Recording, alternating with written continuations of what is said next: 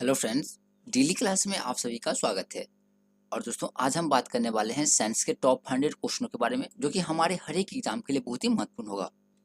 तो आज के इस सेशन में हम देखने वाले हैं साइंस के टॉप 100 क्वेश्चनों को। और दोस्तों, आपको ये देखना है कि टॉप 100 क्वेश्चन में से आप कितने क्वेश्चंस का आंसर जो है सही सही दे पाते हैं। और आप जितने भी क्वेश्चन का सही आंसर देंगे वो आपको कमेंट बॉक्स में बताना है कि आपने अभी तक कितने क्वेश्चन का आंसर जो है सही सही दिया है। तो दोस्तों, अगर आप हमारे यूट्यूब चैनल डेली क्लास पे नए हैं तो हमारे यूट्यूब चैनल डेली क्लास को सब्सक्राइब करना बिल्कुल भी मिस मत कीजिएगा दोस्तों। और इस सेशन को अपने दोस्तों के साथ जरूर शेयर कीजिए ताकि वो भी इस सेशन से जुड़ सके। तो आज हम बात करने वाले हैं साइंस के टॉप 100 एमसीक्यू के बारे में। और इस सेशन में दोस्तों एसपीडी, लूसेंट और एडिहन से तीनों से संबंधित टॉप 100 क्वेश्चनों को ऐड किया गया है। तो इसे थोड़ा भी आप स्किप मत कीजिएगा क्योंकि सारे क्वेश्चन आपके एग्जाम के लिए बहुत ही इंपॉर्टेंट है। तो देखते हैं दोस्तों, आज का जो हमारा क्वेश्चन है वो क्या है। तो जल्दी से अपने दोस्तों को इन्वाइट कीजिए ताकि वो भी इस सेशन से जुड़ सके। आप सभी को गुड आफ्टरनून टू ऑल। जितने भी लोग हैं जल्दी से शेयर कीजिए इस सेशन को। चलिए बिना टाइम गवाए हम अपना क्वेश्चन जो है स्टार्ट करते हैं। देखते हैं हमारा फर्स्ट क्वेश्चन क्या है। तो दोस्तों, जैसे कि आपको स्क्रीन पे जो है क्वेश्चन दिख रहा होगा, फर्स्ट क्वेश्चन क्या है। और आप सभी को पता है कि आज का जो सेशन है वो है साइंस का। देखिए, साइंस से फर्स्ट क्वेश्चन ये है कि प्रोटीन का संश्लेषण होता है। अब आप बताइए प्रोटीन का संश्लेषण जो है वो कहाँ पे होता है। तो दोस्तों, प्रोटीन का जो संश्लेषण होता है वो होता है राइबोसोम में। किसमें? राइबोसोम में। तो प्रोटीन का संश्लेषण होता है राइबोसोम में। इसका ऑप्शन क्या होगा? बी। बी जो है इसका आंसर करेक्ट हो जाएगा। प्रोटीन का संश्लेषण होता है राइबोसोम में। उसी प्रकार देखिए सेकंड क्वेश्चन क्या है। माइटोकॉन्ड्रिया का संबंध है। अब आप बताइए माइटोकॉन्ड्रिया का संबंध निम्नलिखित में से किससे है। दोस्तों, माइटोकॉन्ड्रिया का जो संबंध है वो है श्वसन से। किससे? श्वसन से। इसका ऑप्शन हो जाएगा सी। माइटोकॉन्ड्रिया का संबंध है श्वसन से। और दोस्तों, अगर आपने अभी तक इस सेशन को लाइक नहीं किया है तो प्लीज इस सेशन को लाइक करके अपने दोस्तों के साथ जरूर शेयर कीजिएगा। और जल्दी से अपने दोस्तों को इन्वाइट कीजिए ताकि वो भी इस साइंस के टॉप 100 क्वेश्चनों से जुड़ सके। अब देखिए क्वेश्चन है 3 नंबर। क्वेश्चन है कोशिका के अंदर ऊर्जा का निर्माण किसके द्वारा होता है। क्वेश्चन क्या है? कोशिका के अंदर। तो दोस्तों, कोशिका के अंदर जो है ऊर्जा का निर्माण किसके द्वारा होता है। तो ऊर्जा का जो निर्माण होता है वो होता है माइटोकॉन्ड्रिया के द्वारा। देखिए, कोशिका के अंदर ऊर्जा का निर्माण होता है माइटोकॉन्ड्रिया के द्वारा। इसका सही ऑप्शन होगा डी। डी जो है इसका करेक्ट आंसर होगा। अब देखिए 4 नंबर क्वेश्चन क्या है। पादप कोशिका में डीएनए होता है। अब बताइए पादप कोशिका में डीएनए कहाँ पर होता है। तो जैसे कि दोस्तों आप सभी को पता है कि पादप कोशिका में डीएनए जो है हरित लवक, माइटोकॉन्ड्रिया और केंद्रक तीनों में होता है। तो इसका सही आंसर क्या होगा? डी। डी जो है इसका करेक्ट आंसर हो जाएगा। पादप कोशिका में डीएनए होता है सभी में। हरित लवक में भी होता है, माइटोकॉन्ड्रिया में भी होता है और केंद्रक में भी होता है। चलिए देखते हैं नेक्स्ट क्वेश्चन है 5 नंबर कि मानव शरीर के कौन से अंग में लसिका कोशिकाएं बनती है। क्वेश्चन क्या है?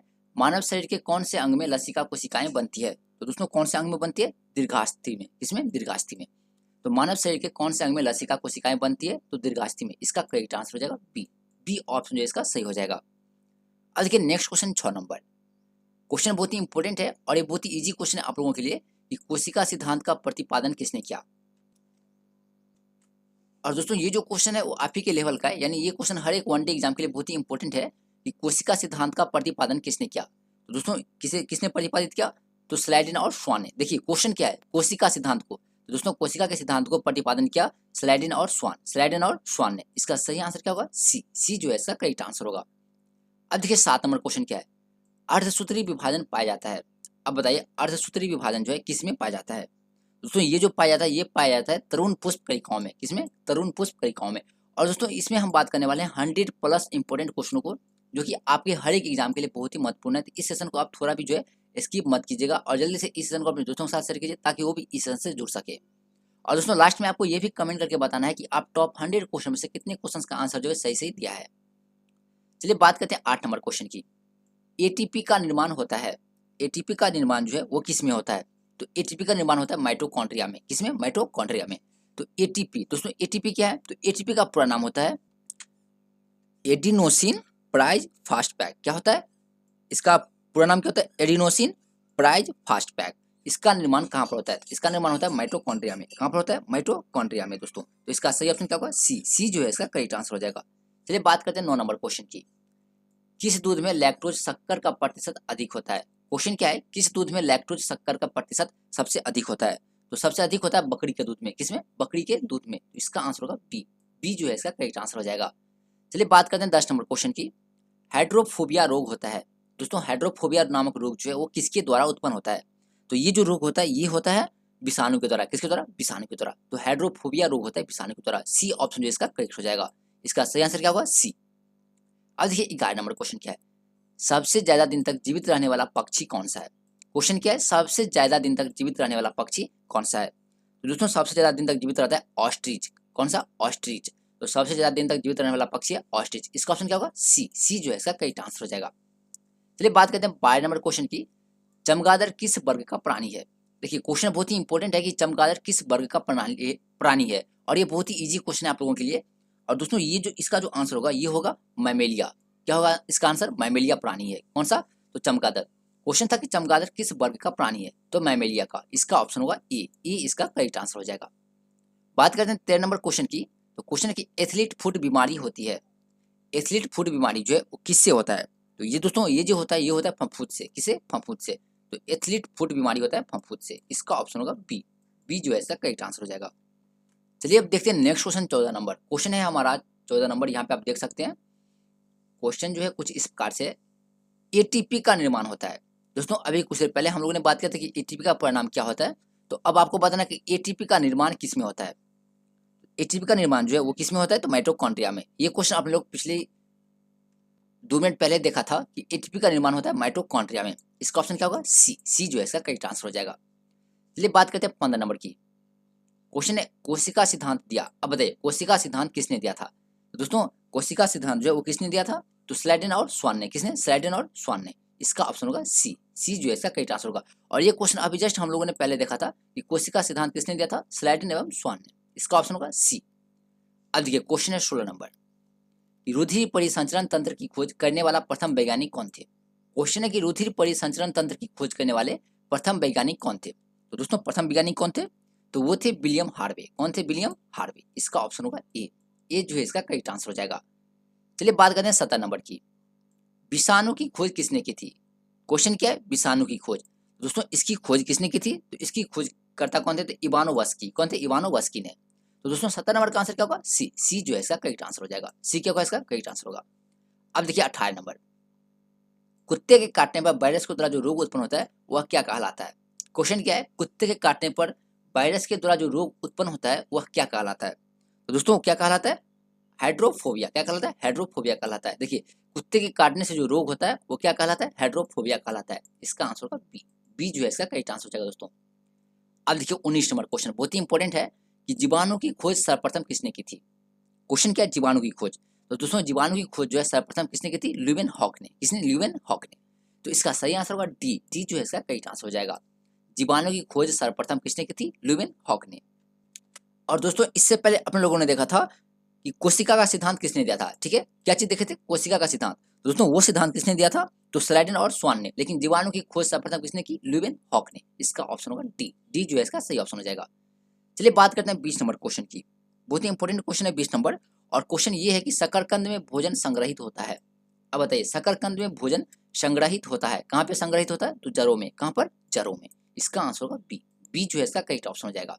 और दोस्तों अगर आपने अभी तक इस सेशन को लाइक नहीं किया तो प्लीज इस सेशन को लाइक करके अपने दोस्तों के साथ जरूर शेयर कीजिएगा। और अगर आप हमारे यूट्यूब चैनल पे नए हैं तो हमारे यूट्यूब चैनल डेली क्लास को सब्सक्राइब करना बिल्कुल भी मिस मत कीजिएगा। और दोस्तों देखिए इस सेशन में जितने भी क्वेश्चन है बहुत ही इंपॉर्टेंट है, तो आप एक भी क्वेश्चन को जो स्किप मत कीजिएगा क्योंकि सारे क्वेश्चन आपके एग्जाम के लिए बहुत ही इंपॉर्टेंट है। तो देखिए 21 नंबर क्वेश्चन क्या है, हल्दी के पौधे का खाने योग्य हिस्सा कौन सा है? क्वेश्चन क्या है? हल्दी के पौधे का खाने योग्य हिस्सा जो है वो कौन सा है? तो कौन सा हिस्सा खाने योग्य होता है? तो प्रकंद। कौन सा? प्रकंद। तो हल्दी के पौधे का प्रकंद भाग जो है वो खाने के काम आता है। इसका आंसर क्या होगा? बी। बी जो है इसका सही आंसर होगा। चलिए बात करते हैं नेक्स्ट क्वेश्चन 22 नंबर की। देखिए क्वेश्चन क्या है 22 नंबर, लिम्फोसाइट्स रक्षा करती है। अब बताइए लिम्फोसाइट्स जो है वो किससे रक्षा करती है? तो दोस्तों ये रक्षा करती है रोगाणुओं से। किससे? रोगाणुओं से। इसका आंसर होगा बी। लिम्फोसाइट्स रक्षा करती है रोगाणुओं से। इसका आंसर क्या होगा? बी। अब देखिए 23 नंबर क्वेश्चन, आपातकालीन ग्रंथि कौन सी है? दोस्तों अब आपको बताना कि आपातकालीन ग्रंथि कौन सी है। और ये क्वेश्चन आरआरबी ग्रुप डी में पूछा गया है कि आपातकालीन ग्रंथि कौन सी है। इसमें पूछा गया था आरआरबी ग्रुप डी में। और बताइए इसका सही आंसर क्या होगा? आपातकालीन ग्रंथि कौन सी है? दोस्तों एड्रिनल। कौन सी है? एड्रिनल। ए ऑप्शन जो इसका बिल्कुल सही हो जाएगा। ए ऑप्शन क्या होगा इसका? सही हो जाएगा। और ये क्वेश्चन आरआरबी ग्रुप डी का पूछा हुआ क्वेश्चन है और इसका आंसर होगा एड्रिनल। चलिए बात करते हैं 24 नंबर क्वेश्चन की, पेलाग्रा रोग किस पोषक पदार्थ की लगातार कमी से होता है? क्वेश्चन क्या है? पेलाग्रा रोग दोस्तों पेलाग्रा रोग जो है किस पोषक पदार्थ की लगातार कमी से होता है? तो ये किसकी कमी से होता है? ये होता है नियासिन की कमी से। किसकी कमी से? नियासिन की कमी से। देखिए पेलाग्रा नामक रोग जो है वो होता है नियासिन की कमी से। इसका सही आंसर क्या हो जाएगा? ए। और दोस्तों आपको कमेंट करके ये बताना है कि नियासिन जो है किस विटामिन का रासायनिक नाम है। नियासिन जो है वो किस विटामिन का रासायनिक नाम है, ये आपको क्या करना है? कमेंट करके बताना है। चलिए बात करते हैं 25 नंबर क्वेश्चन की। मानव शरीर में मास्टर ग्रंथि कहलाती है। देखिए बहुत ही इजी क्वेश्चन है आप लोगों के लिए कि मानव शरीर में मास्टर ग्रंथि कहलाती है। दोस्तों कौन सी ग्रंथि जो मास्टर ग्रंथि कहलाती है? तो पिट्यूटरी ग्रंथि। कौन सी? पिट्यूटरी ग्रंथि।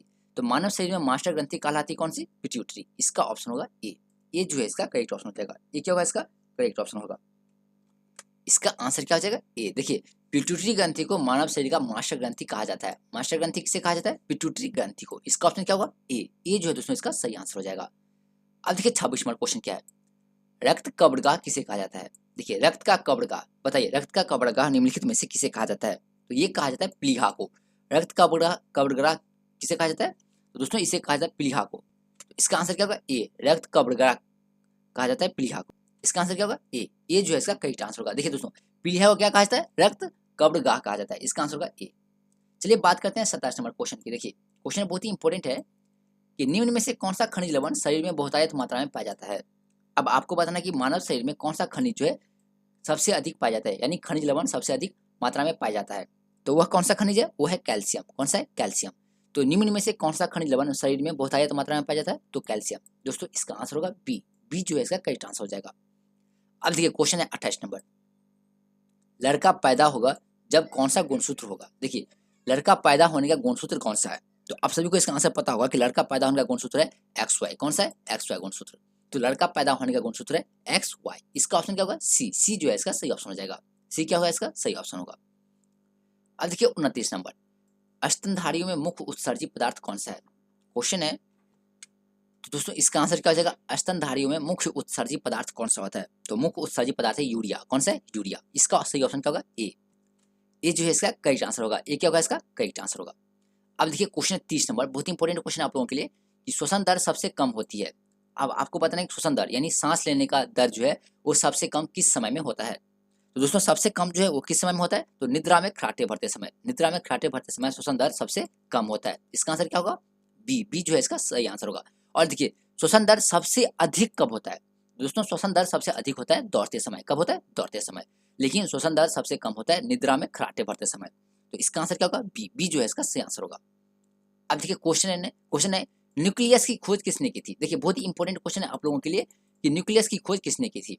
तो न्यूक्लियस के खोजकर्ता कौन थे? Robert brown. रॉबर्ट ब्राउन ने न्यूक्लियस की खोज की थी। इसका आंसर आई होप कि आप सभी को पता होना चाहिए कि न्यूक्लियस की खोज किसने की थी? तो रॉबर्ट ब्राउन ने। इसका ऑप्शन होगा सी। सी जो इसका करेक्ट आंसर होगा। अब देखिए दोस्तों अगर आपने अभी तक हमारे यूट्यूब चैनल डेली क्लास को सब्सक्राइब नहीं किया तो प्लीज इसे सब्सक्राइब करके इस सेशन को यानी इस साइंस के टॉप 100 क्वेश्चन के सेशन को अपने दोस्तों के साथ जरूर शेयर कीजिएगा ताकि वो भी इस टॉप 100 साइंस के क्वेश्चन को प्रैक्टिस कर सके। देखिए क्वेश्चन है 32 नंबर कि अंतर्राष्ट्रीय जैविक कृषि फर्म संस्थान कहाँ स्थित है? क्वेश्चन क्या है? अंतर्राष्ट्रीय जैविक कृषि फर्म संस्थान। और दोस्तों यह संस्थान कहाँ पर स्थित है? तो यह संस्थान स्थित है लंदन में। कहाँ पर है? लंदन में। इसका ऑप्शन होगा बी। बी जो है इसका करेक्ट आंसर हो जाएगा। अब देखिए 33 नंबर। भारत का केंद्रीय औषधि अनुसंधान संस्थान कहाँ पर है? क्वेश्चन क्या है? भारत का केंद्रीय औषधि अनुसंधान संस्थान। और दोस्तों यह संस्थान जो है भारत में कहाँ पर है? तो यह है लखनऊ में। कहाँ पर? लखनऊ में। लखनऊ किस राज्य में? यूपी में। कहाँ पे? यूपी में। यूपी का पूर्ण नाम उत्तर प्रदेश। दोस्तों उत्तर प्रदेश में कौन सा संस्थान है? तो भारत का केंद्रीय औषधि अनुसंधान संस्थान। और ये यूपी में कहाँ पर है? लखनऊ में। कहाँ पर है? लखनऊ में। अब देखिए 34 नंबर। फेफड़ों में रक्त पहुंचाने वाला अंग कौन सा है? देखिए बहुत ही इंपॉर्टेंट क्वेश्चन है कि फेफड़ों में रक्त पहुंचाने वाला अंग कौन सा है? तो दोस्तों कौन सा अंग है फेफड़ों में रक्त पहुंचाने वाला? तो ये अंग है दायां अलिंद। कौन सा है? दायां अलिंद। इसका ऑप्शन होगा बी। फेफड़ों में रक्त कौन पहुंचाता है? तो दायां अलिंद। इसका ऑप्शन हो जाएगा बी। बी जो है इसका करेक्ट आंसर होगा। चलिए इसी प्रकार देखिए 35 नंबर क्वेश्चन है, बहुत ही इजी क्वेश्चन है ये और ये आपके एग्जाम के लिए बहुत ही इंपॉर्टेंट है कि रक्त का कौन सा कण जीवाणुओं से रक्षा करता है? क्वेश्चन क्या है? रक्त का कौन सा कण जो है जीवाणु से रक्षा करता है? तो दोस्तों कौन सा कण जो है जीवाणु से रक्षा करता है? इसका सही आंसर क्या होगा? तो इसका सही आंसर होगा श्वेत रक्त कण। कौन सा? श्वेत रक्त कण। इसका आंसर होगा बी। देखिए श्वेत रक्त कण जो है वो जीवाणुओं से रक्षा करता है। इसका आंसर क्या होगा? बी। अब क्वेश्चन है वायुमंडल में भारी गैस कौन सी है? तो दोस्तों वायुमंडल में जो भारी गैस है वो कौन सी है? तो वो है कार्बन डाइऑक्साइड। कौन सी है? कार्बन डाइऑक्साइड यानी CO2। वायुमंडल में भारी गैस कौन सी है? Carbon dioxide. इसका करेक्ट ऑप्शन होगा डी। अब देखिए 37 नंबर। मनुष्य के शरीर में सबसे छोटी अंतःस्रावी ग्रंथि कौन सी है? क्वेश्चन बहुत ही इंपॉर्टेंट है कि मानव के शरीर में यानी मनुष्य के शरीर में सबसे छोटी अंतःस्रावी ग्रंथि कौन सी है? तो अंतःस्रावी ग्रंथि कौन सी है? पीयूष ग्रंथि। कौन सी है? पीयूष ग्रंथि। इसका ऑप्शन होगा बी। बी जो है इसका करेक्ट आंसर हो जाएगा। अब है 38 नंबर कि स्वस्थ मनुष्य के शरीर का ताप कितना होता है? और दोस्तों स्वस्थ मनुष्य के शरीर का ताप जो है वो आपको बताना है फ़ारेनहाइट में। तो बताइए इसका सही आंसर क्या होगा? दोस्तों इसका आंसर क्या होगा? अगर आपको सेल्सियस में भी पता होगा तो इसका आंसर आपको पता चल गया होगा कि इसका सही आंसर क्या होगा। तो इसका आंसर क्या होगा? इसका आंसर होगा 98.6 डिग्री फ़ारेनहाइट में होता है, जबकि 37 डिग्री होता है सेल्सियस में। किसमें होता है? 37 डिग्री सेल्सियस में होता है, जबकि फ़ारेनहाइट में कितना होता है? 98.6। क्वेश्चन था कि स्वस्थ मनुष्य के शरीर का ताप कितना होता है? दोस्तों फ़ारेनहाइट में हम बात करें तो फ़ारेनहाइट में होता है 98.6 डिग्री और सेल्सियस में बात करें तो होता है 37 डिग्री सेल्सियस। तो इसका ये जो है करेक्ट आंसर होगा। अब इसके 39 नंबर, मानव शरीर को कितने निकोटिनिक अम्ल की प्रतिदिन आवश्यकता होती है? क्वेश्चन क्या है? मानव के शरीर को कितने निकोटिनिक अम्ल की प्रतिदिन आवश्यकता होती है? तो दोस्तों आवश्यकता कितनी होती है? 15 ग्राम की। प्रतिदिन 15 ग्राम निकोटिनिक अम्ल की आवश्यकता होती है मानव के शरीर को। इसका आंसर क्या होगा? बी। बी जो है इसका करेक्ट आंसर हो जाएगा। तो दोस्तों ये था हमारा सेट 1। अब हम बात करने वाले हैं सेट 2 का क्वेश्चन के बारे में। देखिए सेट 1 में हम लोगों ने 39 क्वेश्चन का प्रैक्टिस किया। अब देखिए सेट 2 में हम लोग भी 39 क्वेश्चन का प्रैक्टिस करेंगे, यानी 41 क्वेश्चन का प्रैक्टिस करेंगे। चलिए देखते हैं क्वेश्चन क्या है सेकंड सेट का, यानी ये है सेट नंबर 2 और इसका फर्स्ट क्वेश्चन ये है कि परमाणु का द्रव्यमान व्यक्त किया जाता है। और दोस्तों इस समय जितने भी क्वेश्चन है वो बहुत ही इंपॉर्टेंट है, तो आप एक भी क्वेश्चन को जो है स्किप मत कीजिएगा, क्योंकि सारे क्वेश्चन आपके एग्जाम के लिए बहुत ही इंपॉर्टेंट है। अगर आप किसी भी एग्जाम की प्रिपरेशन कर रहे हैं, चाहे आरआरबी हो, ग्रुप डी हो, एसएससी हो, कोई भी एग्जाम हो, तो ये क्वेश्चन जो है आपके लिए बहुत ही इंपॉर्टेंट है, तो इसे आप स्किप मत कीजिएगा। और देखिए यहाँ पे अपना फर्स्ट क्वेश्चन क्या है कि परमाणु का द्रव्यमान व्यक्त किया जाता है। दोस्तों परमाणु का द्रव्यमान जो है वो किस में व्यक्त किया जाता है? जल्दी से कमेंट कीजिए और बताइए परमाणु का द्रव्यमान जो है वो किस में व्यक्त किया जाता है? तो वो व्यक्त किया जाता है AMU में। किसमें? AMU में। और उसमें AMU क्या होता है ये आपको कमेंट करके बताना है, क्योंकि बहुत ही इजी क्वेश्चन है आप लोगों के लिए कि AMU का पूरा नाम क्या होता है, ये आपको कमेंट करके बताना है।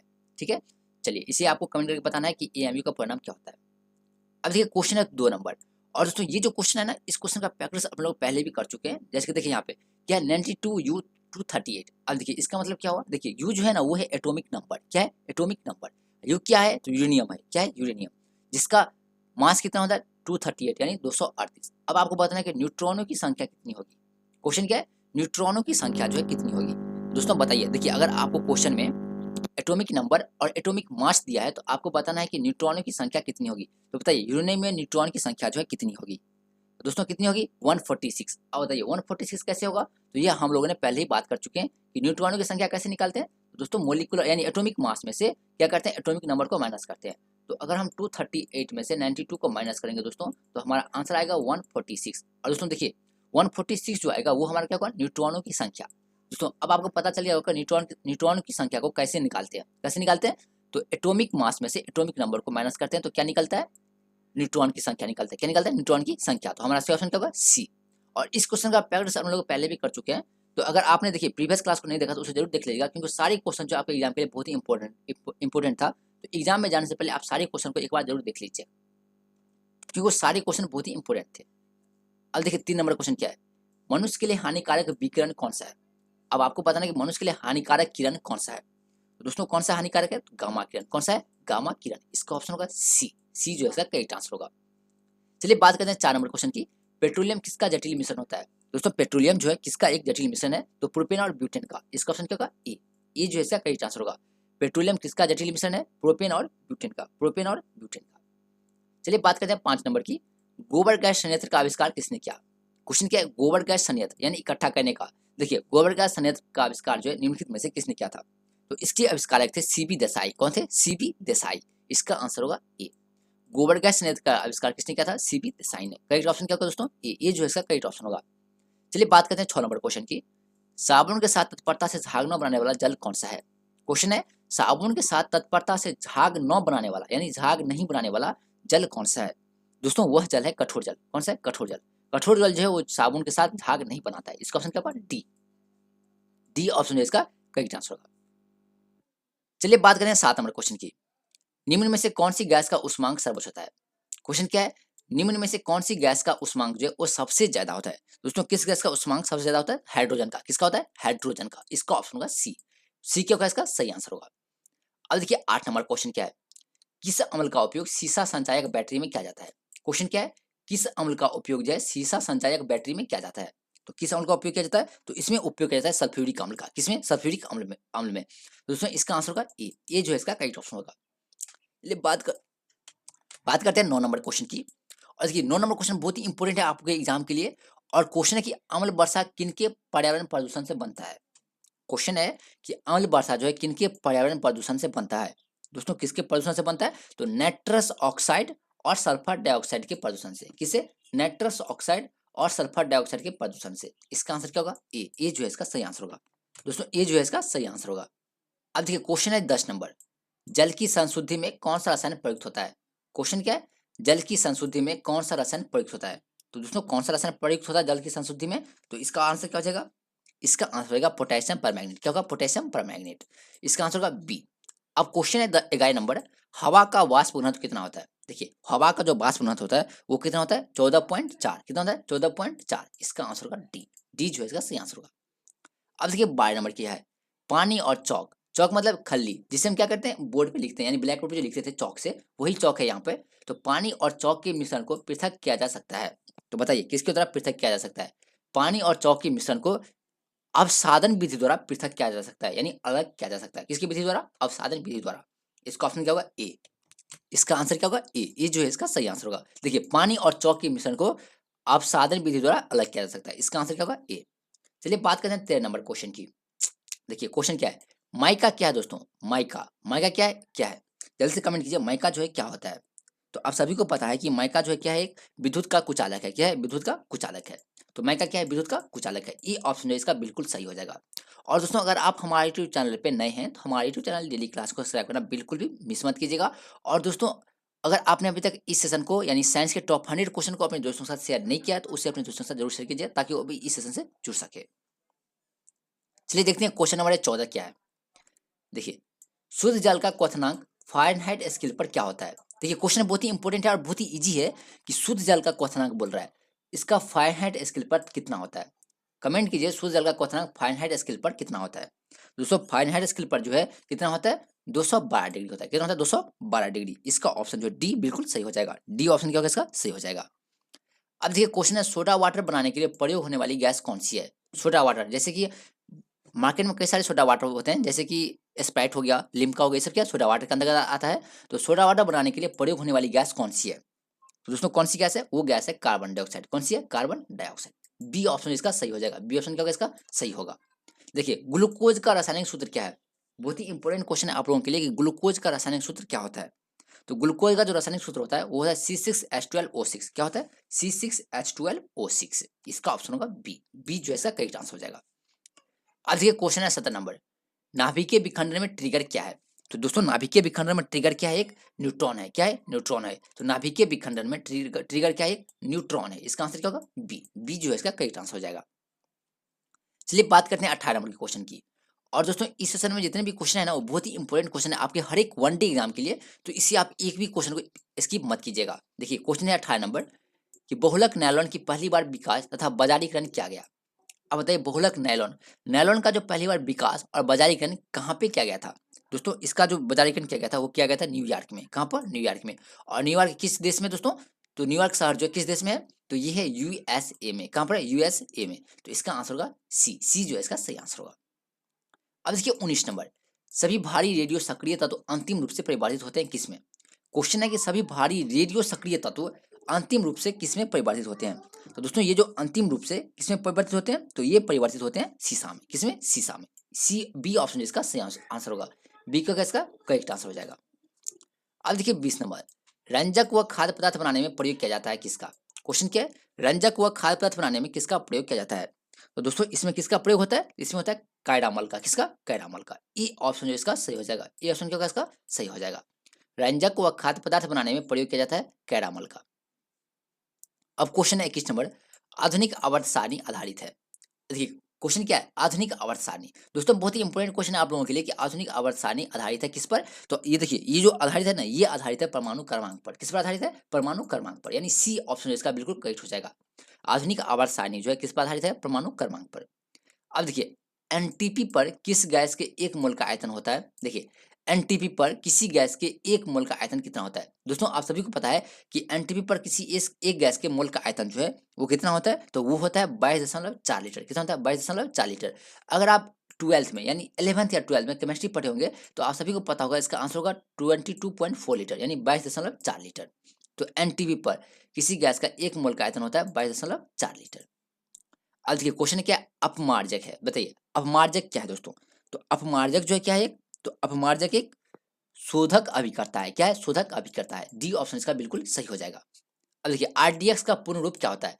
आरडीएक्स दोस्तों, आरडीएक्स का जो पूर्ण रूप होता है वो क्या होता है। देखिए यहाँ पे दो ऑप्शन दिया गया है और नेक्स्ट ऑप्शन देखते हैं। यहाँ पे दिया गया है, देखिए नेक्स्ट ऑप्शन यहाँ पे है कि आरडीएक्स का पूर्ण रूप क्या होता है। तो जल्दी से कमेंट कीजिए आरडीएक्स का जो पूर्ण रूप होता है वो क्या होता है। देखिए दोस्तों आरडीएक्स का पूर्ण रूप होता है रिसर्च एंड डेवलप्ड एक्सप्लोजिव। क्या होता है? Research and developed explosive. RDX का फुल फॉर्म क्या होता है, तो दोस्तों रिसर्च एंड डेवलप्ड एक्सप्लोजिव। इसका ऑप्शन होगा सी। सी जो है इसका सही आंसर होगा।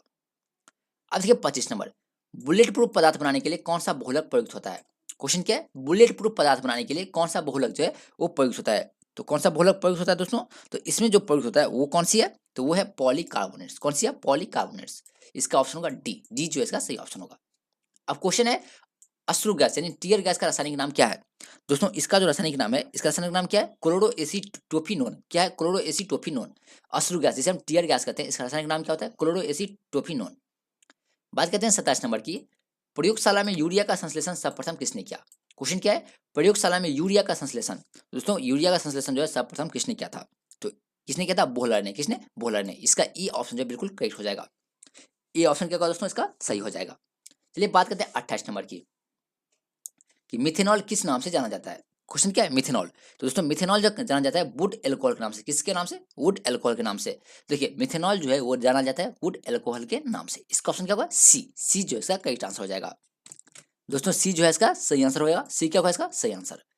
अब बात करते हैं डीडीटी का पूर्ण रूप क्या है। देखिए दोस्तों बहुत ही इंपॉर्टेंट क्वेश्चन है आपके लिए, इसके भी मान के चलिएगा कि डीडीटी का पूर्ण रूप क्या होता है। देखिए इससे पहले सिपाही का एग्जाम होता है, बिहार पुलिस सिपाही का, उसमें दिया गया था कि सीएनजी का पूरा नाम क्या होता है। दोस्तों सीएनजी का पूरा नाम क्या होता है? Compressed natural gas. उसी प्रकार यहाँ पे डीडीटी का पूर्ण रूप क्या है, और ये जो क्वेश्चन है ना वो आपके हर एक एग्जाम के लिए बहुत ही इंपॉर्टेंट है कि डीडीटी का पूर्ण रूप क्या है। तो इसका जो पूर्ण रूप होता है, इसका पूर्ण रूप क्या होता है, तो डाइफिनाइल ट्राइक्लोरो इथेन। क्या होता है दोस्तों, देखिए यहाँ पे थोड़ा सा हम अप कर लेते हैं ताकि आप अच्छे से देख सकें। देखिए डीडीटी का जो पूर्ण रूप होता है वो क्या होता है, इसे पहले क्लियर करते हैं और देखिए देखते हैं। इसका पूर्ण रूप होता है डाइफिनाइल ट्राइक्लोरो इथेन। क्या होता है, देखिए डी से होता है डाइफिनाइल ट्राइक्लोरो इथेन। क्या होता है? डीडीटी का पूर्ण रूप होता है। इसका ऑप्शन होगा डी। डी जो है इसका सही आंसर होगा। दोस्तों अगर ये आपको ज्यादा लॉन्ग दिख रहा है तो आप इसे स्क्रीनशॉट रख सकते हैं ताकि आप बाद में इसे देख सके। चलिए बात करते हैं 30 नंबर क्वेश्चन की। दोस्तों देखिए ये जो क्वेश्चन है ना वो आपके एग्जाम के लिए बहुत ही इंपॉर्टेंट है। डीडीटी का पूर्ण रूप क्या होता है, तो डाइक्लोरो डाइफिनाइल ट्राइक्लोरो इथेन। क्योंकि देखिए हर एग्जाम में कुछ ना कुछ इजी क्वेश्चन पूछ दिए जाते हैं। जैसे कि पूछा गया था सीएनजी का, ठीक है, तो सीएनजी का तो अगर आपको पूरा नाम पता रहेगा तभी आप उसका सही आंसर बता पाइएगा। इसका होता है कंप्रेस्ड नेचुरल गैस। अगर पूछ दे एलपीजी का, तो एलपीजी का क्या होता है? Liquid petroleum gas. उसी प्रकार डीडीटी का पूछ दे तो डाइक्लोरो डाइफिनाइल ट्राइक्लोरो इथेन। तो ये जो है क्वेश्चन आपके लिए बहुत ही इंपॉर्टेंट है। देखिए क्वेश्चन क्या है, गैसोहॉल गैसोलीन किसका मिश्रण है। क्वेश्चन क्या है, गैसोहॉल और गैसोलीन किसका मिश्रण है। दोस्तों यह जो है किसका मिश्रण है, जल्दी से कमेंट कीजिए और बताइए यह जो है निम्नलिखित में से किसका मिश्रण है। तो 30 का आंसर क्या हो जाएगा, इथाइल एल्कोहल। क्या होगा, इथाइल एल्कोहल का मिश्रण है। तो इसका आंसर होगा ए। ये जो है इसका करेक्ट आंसर हो जाएगा। अब बात करते हैं 31 नंबर क्वेश्चन की, पृथ्वी की आयु का आकलन किया जाता है किससे। क्वेश्चन क्या दोस्तों, पृथ्वी की आयु का आकलन जो है और निम्नलिखित में से किससे किया जाता है। तो ये किया जाता है यूरेनियम डेटिंग से। किससे? यूरेनियम डेटिंग से। ये ऑप्शन जो इसका बिल्कुल सही हो जाएगा। पृथ्वी की आयु का आकलन किया जाता है यूरेनियम डेटिंग से। इसका ऑप्शन क्या होगा, ए। अब बात करते हैं 32 नंबर की, रेडियोधर्मी पदार्थ उत्सर्जित करता है। अब बताइए रेडियोधर्मी पदार्थ जो है वो क्या उत्सर्जित करता है। तो दोस्तों ये जो है यानी अल्फा कण, बीटा कण और गामा कण तीनों उत्सर्जित करता है, यानी इसका आंसर होगा सभी। रेडियोधर्मी पदार्थ जो है वो अल्फा कण, बीटा कण और गामा कण तीनों उत्सर्जित करता है, तो इसलिए इसका आंसर हो जाएगा डी। चलिए बात करें 33 नंबर क्वेश्चन की, हाइड्रोजन के रेडियो सक्रिय समस्थानिक क्या कहलाता है। क्वेश्चन है हाइड्रोजन के रेडियो सक्रिय समस्थानिक क्या कहलाता है। दोस्तों क्या कहलाता है, तो ट्राइटियम कहलाता है। क्या कहलाता है, ट्राइटियम। इसका ऑप्शन होगा डी। डी जो है इसका सही आंसर होगा। अब है 34 नंबर, इलेक्ट्रॉन त्यागने की प्रवृत्ति क्या कहलाती है। क्वेश्चन क्या है, इलेक्ट्रॉन त्यागने की प्रवृत्ति। तो दोस्तों इलेक्ट्रॉन त्यागने की प्रवृत्ति जो है क्या कहलाती है, दोस्तों ये कहलाती है ऑक्सीकरण। क्या कहलाती है, ऑक्सीकरण। देखिए इलेक्ट्रॉन त्यागने की प्रवृत्ति क्या कहलाती है, ऑक्सीकरण कहलाती है। इसका ऑप्शन होगा ए। अब क्वेश्चन है 35 नंबर, बाढ़ को कैसे रोका जा सकता है। दोस्तों देखिए बाढ़ जो आती है उसे हम कैसे रोक सकते हैं, यानी उसे कैसे कंट्रोल कर सकते हैं। तो बताइए बाढ़ को कैसे रोका जा सकता है। दोस्तों इसे जो है नदियों पर बांध बनाकर वह वृक्षारोपण करके बाढ़ को रोका जा सकता है। ठीक है, तो इसका आंसर क्या होगा, डी। डी जो है इसका सही आंसर होगा। बाढ़ को कैसे रोका जा सकता है, तो नदियों पर बांध बनाकर वह वृक्षारोपण करके। तो दोस्तों ये था हमारा सेकंड नंबर सेट, यानी ये था हमारा सेकंड सेट। इससे पहले हम लोगों का था सेट फर्स्ट, जिसमें हम लोगों ने 39 क्वेश्चन प्रैक्टिस किया था, और सेट 2 में हम लोगों ने 35 क्वेश्चन का प्रैक्टिस किया। अब हम बात करने वाले हैं सेट 3 के। देखते हैं सेट 3 में कितने क्वेश्चन है और उसमें से हम कितने क्वेश्चन का आंसर जो है सही दे पाते हैं। और अगर आपने अभी तक हमारे यूट्यूब चैनल डेली क्लास को सब्सक्राइब नहीं किया है तो प्लीज इसे सब्सक्राइब करके अपने दोस्तों के साथ जरूर शेयर कीजिएगा। और दोस्तों इस सेशन में जितने भी क्वेश्चन है ना वो आपके लिए बहुत ही इंपॉर्टेंट क्वेश्चन है, तो आप इसे थोड़ा भी जो स्किप मत कीजिएगा दोस्तों, क्योंकि सारे क्वेश्चन आपके एग्जाम के लिए बहुत ही एलिमेंट है। चलिए बात करते हैं सेट 3 के फर्स्ट क्वेश्चन का। क्वेश्चन क्या है फर्स्ट, कि पानी का भारीपन किस विलय के कारण होता है। क्वेश्चन क्या है, पानी का भारीपन। तो देखिए दोस्तों क्वेश्चन क्या है, पानी का भारीपन किस विलय के कारण होता है। तो कमेंट कीजिए किस विलय के कारण होता है, तो कैल्शियम के कारण। इसका आंसर हो जाएगा बी। देखिए पानी का जो भारीपन होता है वो होता है कैल्शियम के कारण। इसका आंसर हो जाएगा बी। क्वेश्चन है 2 नंबर, कि निम्न में से किस में टेप रिकॉर्डर की टेप लेपित रहती है। क्वेश्चन क्या है, निम्नलिखित में से किस से टेप रिकॉर्डर की टेप लेपित रहती है। देखिए दोस्तों टेप रिकॉर्डर होता है ना वो कैसा होता है, उसका पट्टी काला होता है, राइट। तो वो बताइए उस पर काला जो होता है, काला रंग जो होता है वो किस चीज का लेप लगा होता है। तो वो जो होता है क्या होता है दोस्तों, वो होता है फेरोमैग्नेटिक चूर्ण होता है। क्या होता है, फेरोमैग्नेटिक चूर्ण होता है। इसका आंसर होगा बी। बी जो है इसका सही आंसर होगा। बी क्या होगा इसका सही आंसर होगा। चलिए बात करते हैं 3 नंबर के क्वेश्चन को। सोडियम धातु को डुबोकर रखा जाता है। देखिए दोस्तों बहुत ही इंपॉर्टेंट क्वेश्चन है आपके लिए, कि सोडियम धातु को किसमें डुबोकर रखा जाता है। तो दोस्तों किसमें डुबोकर रखा जाता है, केरोसिन तेल में। किसमें, केरोसिन तेल में। अब यहाँ पे एक और क्वेश्चन है कि सोडियम धातु को केरोसिन तेल में डुबोकर क्यों रखा जाता है। बहुत ही इंपॉर्टेंट क्वेश्चन है, और ये 10वीं का क्वेश्चन है कि सोडियम धातु को डुबोकर किसमें रखा जाता है, केरोसिन में। और दोस्तों केरोसिन में ही क्यों रखा जाता है, क्योंकि केरोसिन में ऑक्सीजन नहीं होता है, इसीलिए सोडियम को केरोसिन तेल में डुबोकर रखा जाता है। देखो दोस्तों केरोसिन में ऑक्सीजन उपस्थिति नहीं होने के कारण सोडियम को डुबाकर रखा जाता है, क्योंकि सोडियम जो है ऑक्सीजन के संपर्क में आने से जल उठता है, इसलिए इसे केरोसिन के तेल में डुबाकर रखा जाता है। अब क्वेश्चन है 4 नंबर, यूरिया का रासायनिक नाम क्या है। तो यूरिया जो है, यूरिया का रासायनिक नाम क्या है। तो आप सभी को पता होगा कि यूरिया का जो रासायनिक नाम है वो क्या है। तो इसका नाम है कार्बामाइड। क्या है, कार्बामाइड। तो यूरिया का रासायनिक नाम है कार्बामाइड। इसका ऑप्शन क्या होगा, सी। सी जो है इसका सही आंसर होगा।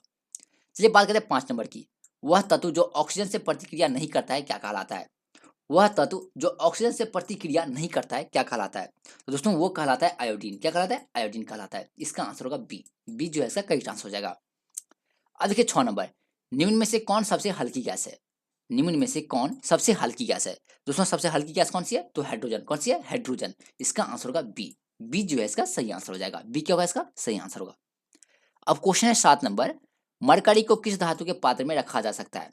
क्वेश्चन है मरकरी को किस धातु के पात्र में रखा जा सकता है। और दोस्तों ये जो क्वेश्चन है ना वो एक क्वेश्चन आपके लिए बहुत ही इंपॉर्टेंट है, और ये क्वेश्चन आरआरबी एनटीपीसी का, किसका, आरआरबी एनटीपीसी का क्वेश्चन है। और ये जो क्वेश्चन है लेडी कांस्टेबल जो होता है, बिहार पुलिस लेडी कांस्टेबल, उसमें भी पूछा गया था कि मरकरी किस धातु के पात्र में रखा जा सकता है।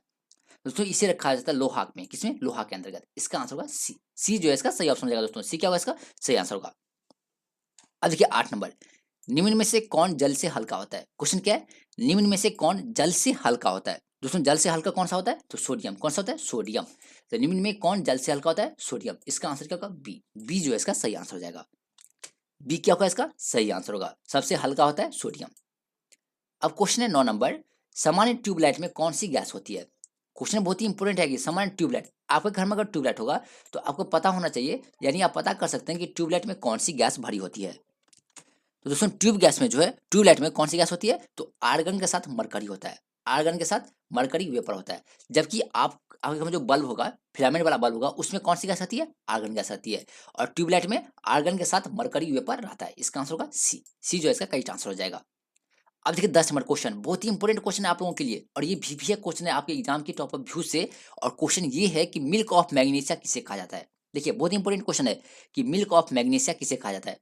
दोस्तों किसे कहा जाता है, मैग्नीशियम हाइड्रोक्साइड को। किसे, मैग्नीशियम हाइड्रोक्साइड को। डी ऑप्शन जो इसका बिल्कुल सही हो जाएगा। मिल्क ऑफ मैग्नीशिया किसे कहा जाता है, मैग्नीशियम हाइड्रोक्साइड को। अब क्वेश्चन है 11 नंबर, क्वार्ज किससे बनता है। तो क्वार्ज जो है किससे बनता है, तो सोडियम सिलिकेट से। किसे, सोडियम सिलिकेट से। क्वार्ज किससे बनता है, सोडियम सिलिकेट से। अब क्वेश्चन है 12 नंबर, सोने के आभूषण बनाने में किस धातु को मिश्रित किया जाता है? क्वेश्चन क्या है, सोने के आभूषण बनाने में सोने में किस धातु को मिश्रित किया जाता है? तो इसमें मिश्रित किया जाता है कॉपर को। किसे मिश्रित करते हैं? कॉपर को मिलाया जाता है सोने के आभूषण बनाने में। इसका ऑप्शन होगा डी। अब देखते हैं 13 नंबर क्वेश्चन क्या है।